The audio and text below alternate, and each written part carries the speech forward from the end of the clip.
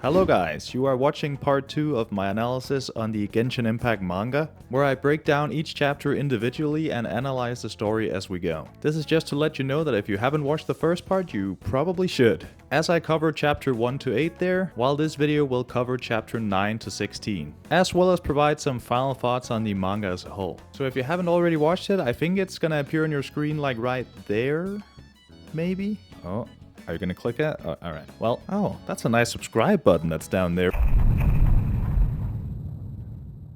Following chapters 7 and 9 is not an easy task. And yeah, this one definitely feels just a bit smaller by comparison. Not because it's bad per se, but after back-to-back Diluc trauma chapters, and all that bigger plot escalation, Chapter 9 slows things way down and focuses almost entirely on Amber and Collei spending time together at the festival. So in terms of raw plot progression, there's really not much going on here.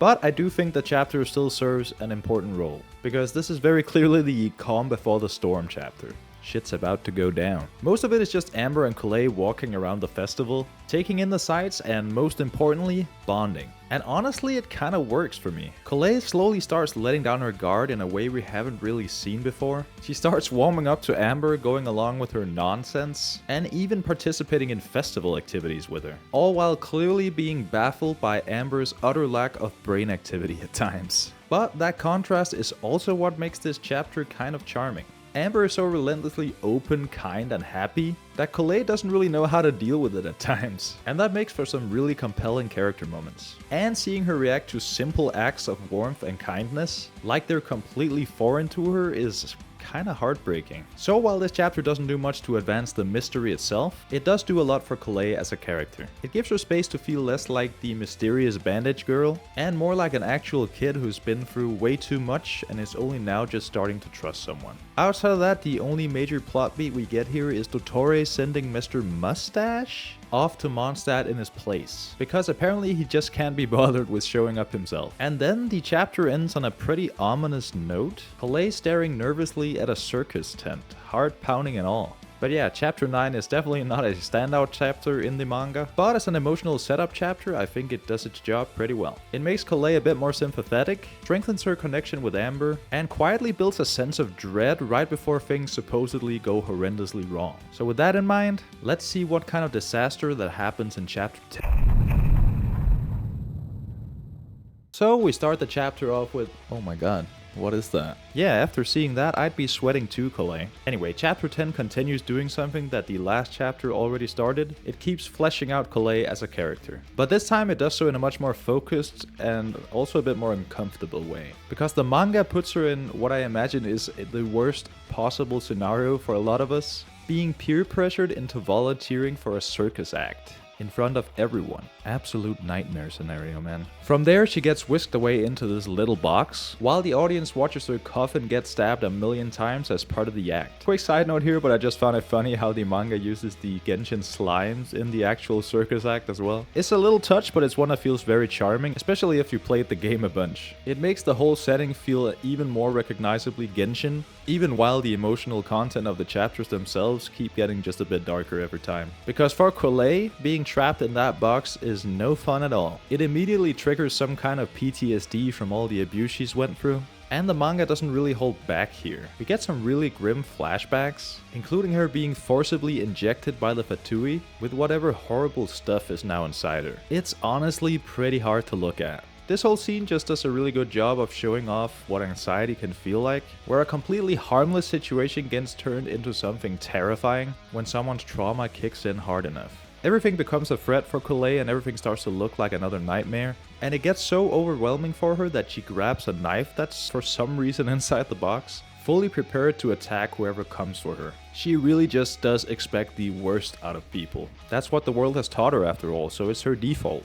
There's also a really sad moment while Collei is in the box, where she starts wondering if this is maybe her rightful place in the world, hidden away, shut off from everyone else where no one else can find her ever again. Yeah, it's pretty rough. We see Amber slowly making her way towards the box, and when it finally happens, Collei's survival instincts just fully take over. And she stabs Amber right in the stomach. Thankfully though, the knife turns out to be a fake. This is a circus after all. Amber doesn't even seem to realize what just happened, which is a bit funny but also a bit sad in a way, because Collei just had this whole massive panic attack and the world and the people around her just keeps moving on like nothing happened. When she's finally calmed down a bit, Collei starts wondering what her life might have looked like if she'd just grown up in Mondstadt instead. Seeing everyone around her so carefree and happy really stirs up a lot in her. And I think that's what makes this chapter work so well. It really is an effective way of showing off Collei's character. And as Amber and Collei keep walking around the festival having fun together again, we see Kaeya watching from a distance. And then suddenly Amber is gone. Kaeya tells Collei that Amber went off to search for more Fatui devices and offers to take her to the rendezvous point instead. Collei hesitantly agrees, but as the two of them walk off together you kinda get this bad feeling. And so does Collei, and that's where the chapter ends. I really like this one, I gotta admit. Plot-wise, it's not the most important chapter at all, but emotionally I think it does a ton of work. The constant unease that Collei feels practically bleeds off the page the whole time. As a result, you spend the entire chapter feeling like something is bound to go wrong. That is exactly how Collei sees the world too, and that's what makes it so effective in my eyes. We are made to experience just a little bit of that tension that she feels through this chapter, and I think that's some impressive handiwork from the storytellers here. And by the end of the chapter, I definitely felt a lot more for Collei as a character than I did before. Now the only question is, what does Kaeya exactly have planned for her in chapter 11?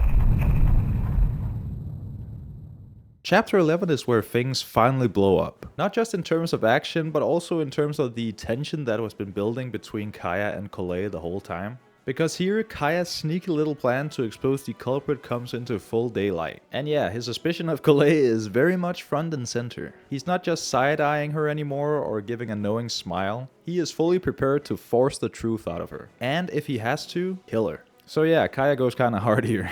He relentlessly attacks Collei with his cryo powers, clearly trying to provoke some kind of reaction from her, and draw out whatever hidden power she keeps buried. And unfortunately for Collei, it actually works. Because before long, a strange serpent-like black flame power starts oozing out of her, and we finally get a clearer look at how this whole thing works. Because it turns out that Collei isn't really in control of it after all. Instead, there's this creepy voice constantly talking to her, trying to tempt her to give up control completely. Kinda unsettling, man. The snake also mentions that the power comes from someone named Barnabas, or Barnabas. Which is a name we definitely haven't heard before. So naturally the manga just drops this on us and keeps on going without elaborating. Classic.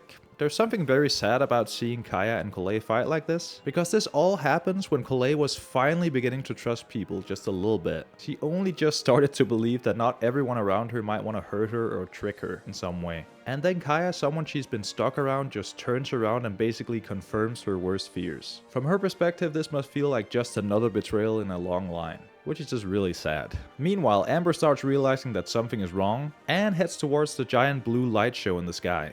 As Kaeya and Collei's fight continues, we see Collei drifting through this sea of consciousness almost, trying desperately to resist the Serpent's influence. But it's not going too well. The whole thing feels really tragic because Collei is not unleashing this power out of malice. She's losing herself to something that was forced into her in the first place. And eventually she does manage to get Kaeya in a chokehold, and it looks like she's just seconds away from killing him. But then in one last desperate act of control, she actually manages to stop herself and let him go. Some part of her is still fighting, it seems. Kaeya, however, wastes absolutely no time. The second he gets an opening, he moves in to try and kill her. And this is a very interesting and revealing moment for Kaeya's character as well. Because he can be funny, he can be charming, but underneath all that, he is also very willing to make brutal decisions if he thinks it's necessary. Even killing a child is supposedly not off the table when it comes to protecting Mondstadt. Stay classy, Kaeya. As he approaches for the kill, the chapter takes one more twist, because Collei doesn't even try and resist. She actually begs him to kill her. And that's enough to make him hesitate for just a fraction of a second. Just long enough for Amber to arrive and throw out Baron Bunny, her elemental skill, diverting the attack and saving Collei. After that, the two of them disappear, leaving Kaeya standing there brooding and thinking about what just happened. And honestly, I think I sense just a tiny bit of regret in there. And that's the chapter. This was another really good one. Not only do we finally get a few answers about Collei's powers and how they work, but we also get to see Kaeya in a little bit of a harsher light than usual. This chapter definitely strips away a lot of his charm, and really emphasizes the colder, more calculating side beneath it all. So overall, chapter 11 feels like a major turning point. And with only 2 chapters left at this point, I'm really curious to see what will happen in chapter 12. After the absolute chaos of the last chapter, chapter 12 switches gears just a bit. And more than anything, it gives Amber another chance to show that beneath all the bubbly energy and occasional lack of brain activity, she's actually a lot more emotionally intelligent than people give her credit for. Right after escaping from Kaeya, Collei immediately withdraws into herself and starts putting on this bad guy front. She claims she fooled the whole Mondstadt gang this entire time, says she'll kill again and just generally tries to make herself out to be the worst possible person. But Amber sees through that act almost immediately, and I really like that. Instead of panicking or lashing out, Amber just calmly brings up all the happy memories they made together and refuses to let Collei reduce herself to a monster like this. She even hits her with the ultimate counter-argument that a truly bad person will not beg someone else to kill them. This whole exchange works really well. It shows that Amber's kindness isn't just some kind of blind optimism. She's actually reading Collei pretty accurately here. She understands that this self-destructive villainous front is just shame and fear talking. And instead of feeding into it, she gently pulls Collei back towards the light. Collei of course does not understand how Amber can be so kind and forgiving to her after everything that just happened. And from Collei's point of view, this is kind of understandable. Her entire life has basically taught her that people will use you, abuse you. Someone like Amber must just seem borderline incomprehensible. Still, it gets through to her. So after that, the two of them team up once again and set out to find out what Lisa discovered about the ancient document. Back at HQ, they find this very Anubis-looking scholar from Sumeru Academia waiting for them. And this is where we finally get a proper explanation for what was injected into Collei all those years ago. Archon residue. Insane stuff. Yeah, apparently Collei has some literal god injected into her, sealed up inside her body behind all those bandages. I've got so many questions now.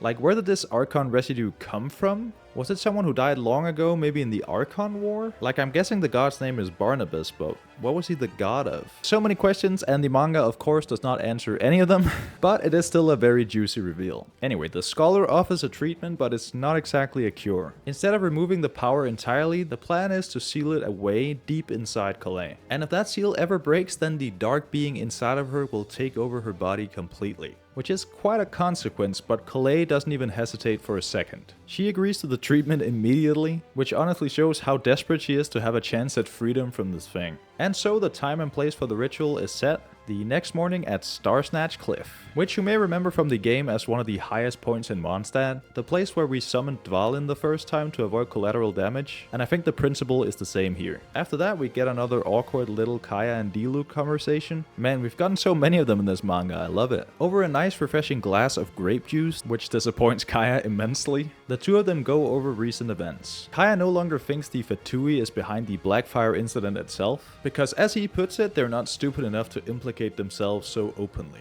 But he does definitely feel like the mechanical beetles are their handiwork. And he thinks their plan was to plant all these in the city, draw in some monsters, and then arrive afterwards, play the heroes, and make themselves out like the city saviors. Which is interestingly exactly the same pattern as we saw with Ursa the Dragon. Yup, they are the bad guys and the good guys all in one. And their aim is to grasp even more political power. They're a clever bunch, the Fatui. Diluc and Kaeya agree on a plan to turn their strategy against them, and that's where the chapter ends. But yeah, like I said at the start, this chapter really does a lot for Amber in particular. It reminds us that she's not just cheerful or impulsive, she can also be a genuinely grounding presence when someone is at their lowest. At the same time, we finally got an explanation for Collei's true nature. So while chapter 11 was all about crisis, it feels like chapter 12 is more about preparation. And by the end of it, it actually looks like everything is lined up for the manga's last big payoff. Let's see how it all comes together in chapter 13.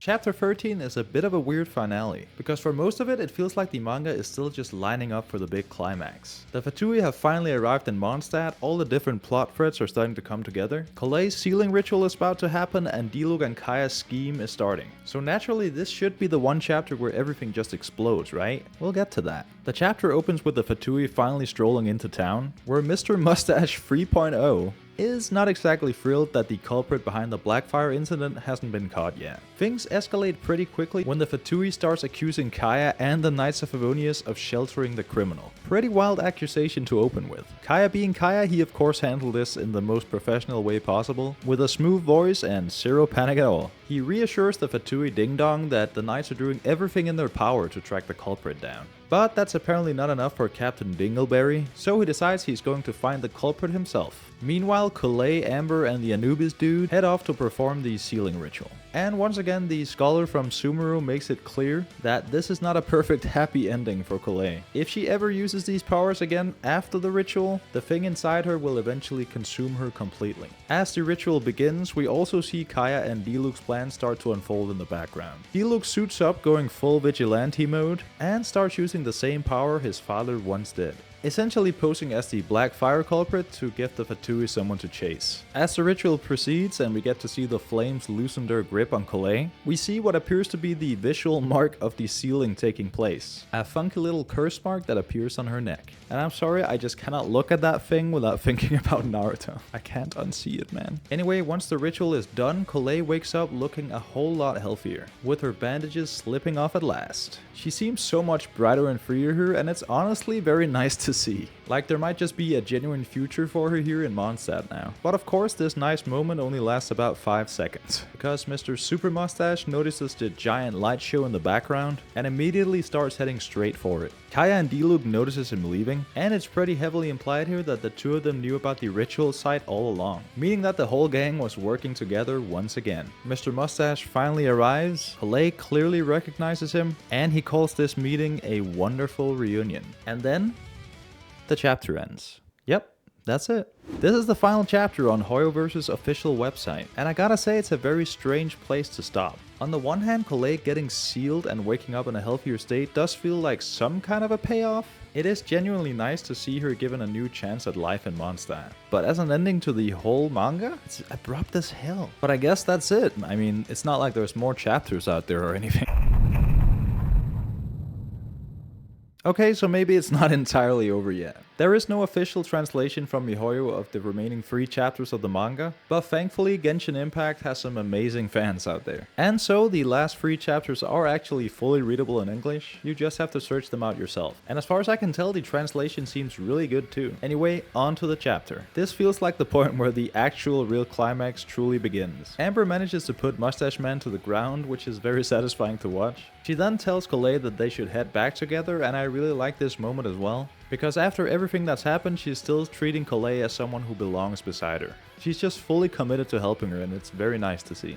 Then Mustache Man starts using black flame powers of his own, implying that he himself has actually been injected with Archon residue as well. But the true villainy here is the way he talks to Collei, because he doesn't just try to overpower her physically, he starts saying all the exact things that she was afraid might be true about herself this whole time. That she's unclean, that she should stay hidden, that the world already threw her away. And all of a sudden we understand painfully well where all these thoughts inside Collei's head came from. Luckily though, Amber is here to make sure that Collei stays in the light. This is another chapter that just really glows up Amber. She's jumping into the fight constantly, protecting Collei, firing shots and rushing in whenever she needs to, and genuinely refusing to let this guy control the situation. I think the action in the chapter is actually really well done too. But the manga does not lose sight of Collei despite all the action. But by the end of this chapter, the whole thing has turned into a full-on boss fight. Amber is going all out, Mustache Man has finally embraced his true powers and turned into this giant flame snake, and Collei is just stuck in the middle of it.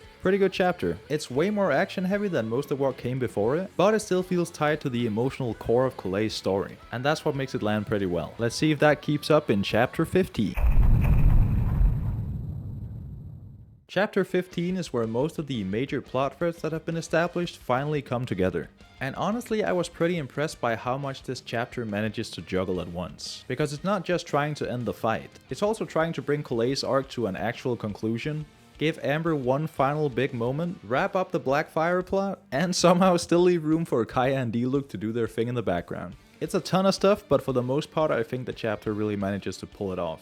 We start the chapter off by witnessing the monster fight Fatui Maniac absolutely tear into Amber and Collei. And we once again see how Amber refuses to give up despite all odds. If nothing else, this manga has absolutely secured Amber a higher spot on my tier list. We'll revisit that later, but damn, I'm impressed. As she constantly shows off her immense power of will in the most badass way possible here. We get another Collei flashback where we see her mother desperately trying to reach her, but to no avail. Collei is in tears at this point and asks why Amber would go so far for her, as she doesn't see herself as worthy of that love or protection at all. Leading to another fantastic Amber moment, complete with action hero one-liner and all. She manages to wound the godified Fatui bad boy, which just pisses him off even more. Collei gives Amber a big ol' hug, triggering something in her vision. And through the power of friendship, I guess, she manages to defeat the monster by firing a super flame arrow. Perfectly aligned due to the sudden appearance of some mysteriously black flamed shackles. Now where have we seen those before?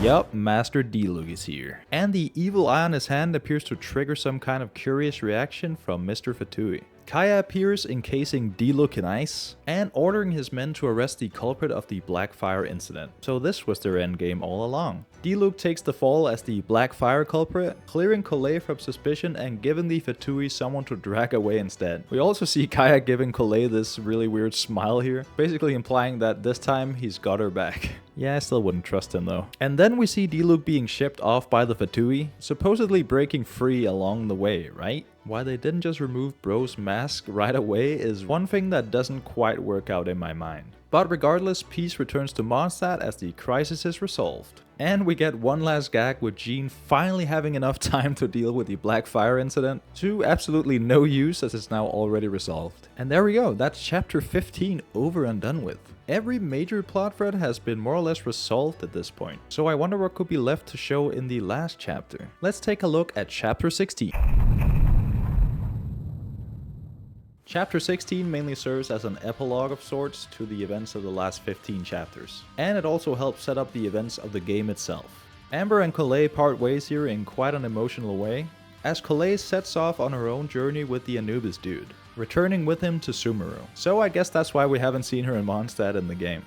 Before leaving though, Collei leaves a letter for poor Amber, who had no idea Collei was even going. Turns out Lisa was the one helping Collei write the letter in a private one-on-one session. One can only dream. In the letter, Collei reveals that she's going to study medicine and learn a lot more about the world and all the things she'd never had the time to pay attention to. She also returns the clothes she borrowed from Amber way back when, having painstakingly stitched them back together herself. Is it getting hot in here, or is it just me? Over in Il Dottore's lab, we see that his faithful Fatui henchman has returned, battered and broken. And what does he get for all his hard work? He gets disposed of. Ouch. Dottore then opens a letter, and out drops Diluc's broken mask and the evil eye.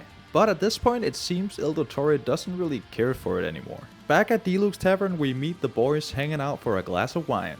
Actual wine this time, yeah, Kaeya is very pleased. Here we of course learn that Diluc quickly and easily escaped, and was never recaptured. Kaeya comes bearing gifts, giving Diluc a new vase to replace the one he broke way earlier in the manga. And inside the vase we catch a little glimmer of what appears to be a pyrovision, supposedly the same one that we see Diluc use in the game itself. Did Kaeya sneak it in there? Did the gods choose to bless Diluc after everything he went through? We don't know. But either way, it's a nice final note to end on for the two brothers. And that's it, the end of the Genshin Impact manga. What a ride it's been. This video is already insanely long at this point, so I'll save my final thoughts for the conclusion coming right up.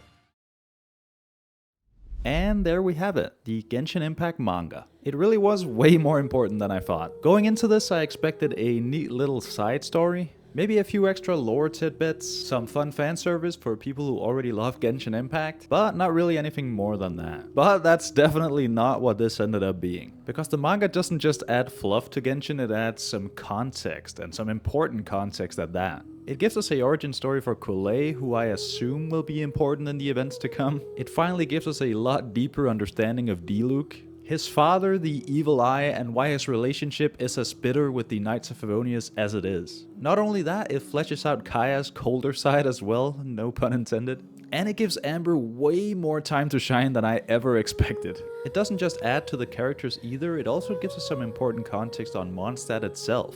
Both during the prologue with Vanessa, but also through the way the present day story deals with the corruption, politics, and Fatui aspect of it all. That is a lot of important context and lore for a manga that most people could easily skip over, or not even realize exists. And I think that's what surprised me the most about this. Not necessarily that the manga was good, although I do think it was pretty good overall, but that it actually fleshed out parts of the game much more in retrospect. And of course, my main man Diluc is the clearest example of that, because in the game you can tell that there's clearly something going on with him. There's some history there between him and Kaeya. But the manga actually lets us experience where that bitterness came from. Seeing what happened to his father with the whole Knights of Favonius gaslighting everyone, And choosing politics over the truth or their own captain just makes his whole character click that much harder into place. And it makes him stop feeling like this mysterious, grumpy vigilante guy.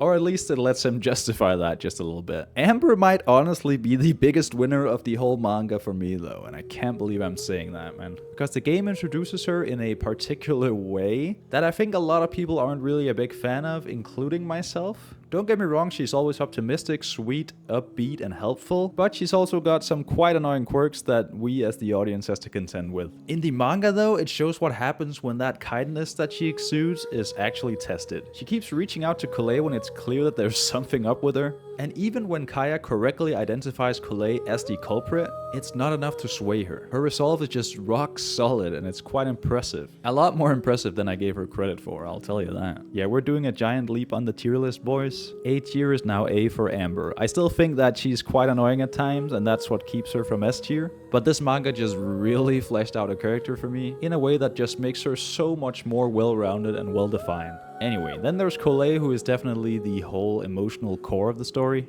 Her arc is pretty damn tragic, but not in a way that feels ham-fisted to me. The manga does a really good job of showing how much her trauma has affected how she sees the world and those around her. It's warped her perspective completely. She doesn't just think the world is cruel, she's been taught over and over again that she is definitely the problem here, and that she's cursed, dangerous and unclean, and better to put away somewhere. And because of that, even basic kindness feels foreign to her. And that's what makes her relationship with Amber work so well. It's not like Amber fixes her overnight or anything, but she does give Collei something that she's clearly not had a lot of in her life. That is proof that not everyone is going to hurt her, and that not everyone sees her as a monster. And that part of the story worked really well for me. I can't wait to see where Collei shows up next. The Fatui once again seems even more nasty than last time we saw them. In the game, they can feel a bit theatrical to me. They have these big personalities, exotic names, elaborate schemes, and all that. But the manga actually makes them feel properly vile. Between notorious experiments on human beings,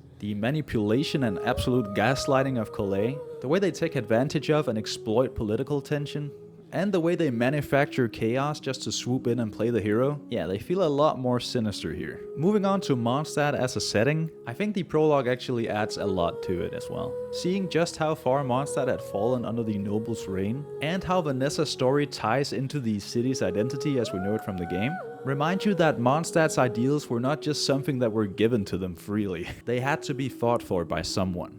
And that absolutely makes the nation feel just a tad more real. Now, is the manga perfect? No, not really.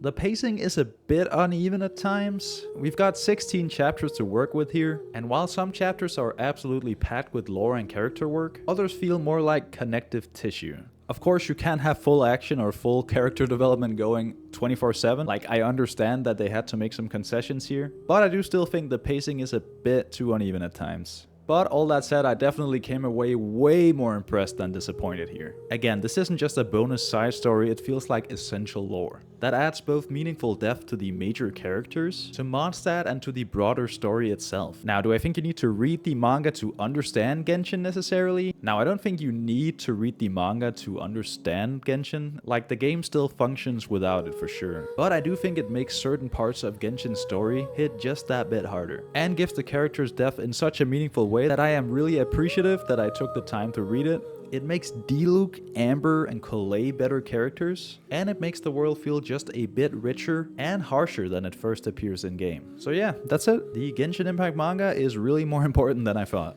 And honestly, it just makes me even more curious what other essential lore is hidden outside of the game itself. What else have I been missing?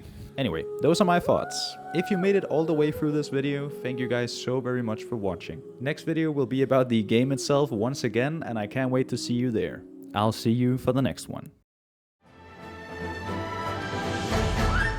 Hey guys, thanks so much for watching. As always, I'd just like to quickly thank my channel members who go the extra mile by supporting me financially. They are Hope K96, Richie Reiner, LSC05, QYA4, Grim23, and Roof the RL Panda. Thank you guys so very much as always. I really hope you enjoyed the video, and I look forward to seeing you for the next one. Have a good one, guys.